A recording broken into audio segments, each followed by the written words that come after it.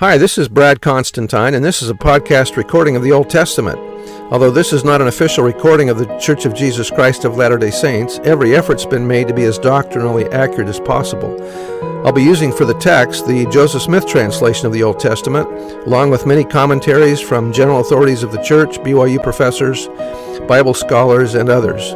This format will be very detailed, and so if you want a deep analysis of the Old Testament, you come to the right place. Thanks for your attendance. Welcome back to the Old Testament podcast. This will be for Deuteronomy chapter 15. At the end of every 7 years thou shalt make a release, i.e. pardoning or cancellation of debts, and this is the manner of the release. Every creditor that lendeth aught unto his neighbor shall release it. He shall not exact it of his neighbor or of his brother, because it is called the Lord's release. Of a foreigner thou mayest exact it again, but that which is thine with thy brother thine hand shall release.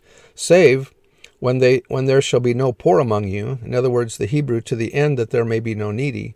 For the Lord shall greatly bless thee in the land which the Lord thy God giveth thee for an inheritance to possess it. Only if thou carefully hearken unto the voice of the Lord thy God to observe to do all these commandments which I command thee this day, for the Lord thy God blesseth thee, as he promised thee, and thou shalt lend unto many nations, but thou shalt not borrow, and thou shalt reign over many nations, but they shall not reign over thee. If there be among you a poor man of one of thy brethren within any of the gates of thy land, or cities or towns, which the Lord thy God giveth thee, thou shalt not harden thine heart, nor shut thine hand from thy poor brother. We should assist the poor and needy. But thou shalt open thine hand wide unto him, and shalt surely lend him sufficient for his need in that which he wanteth, or Hebrew, needs. We are not expected to give excess to the poor.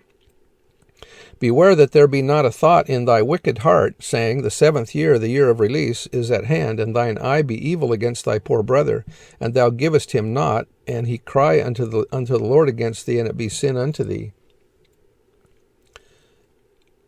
Thou shalt surely give him, and thine heart shall not be grieved when thou givest unto him, because that for this thing the Lord thy God shall bless thee in all thy works, and in all that thou puttest thine hand unto. We are blessed when we are willing to give to the poor.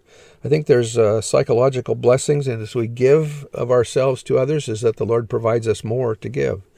For the poor shall never cease out of the land. Therefore I command thee, saying, thou shalt open thine hand wide unto thy brother, to thy poor, and to thy needy in thy land.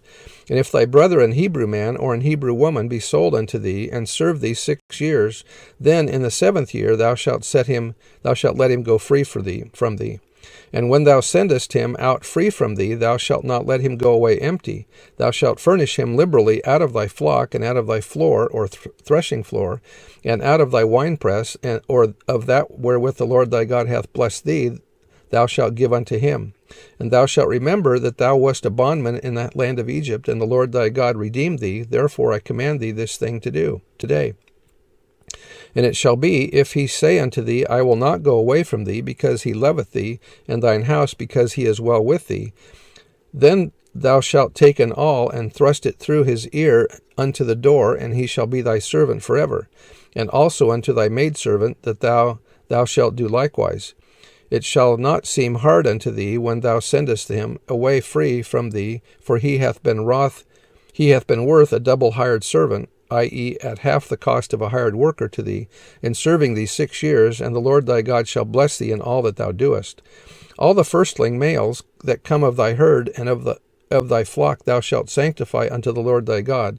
Thou shalt do no work with the firstling of thy bullock or cattle, nor shear the firstling of thy sheep. Thou shalt eat it before the Lord thy God by year in the place which the Lord shall choose, thou and thy household. And if there be any blemish therein, as if it be lame or blind, or have any ill blemish or serious, thou shalt not sacrifice it unto the Lord thy God. Lambs sacrificed had to be without blemish, in similitude of Jesus Christ, that he was a perfect sacrifice. Thou shalt eat it within thy gates. The unclean and the clean person shall eat it alike, as the roebuck and as the hart. In other words, those are deer, remember. Only thou shalt not eat the blood thereof. Thou shalt pour it upon the ground as water. And that's the end of chapter 15, and we'll see you next time. Bye.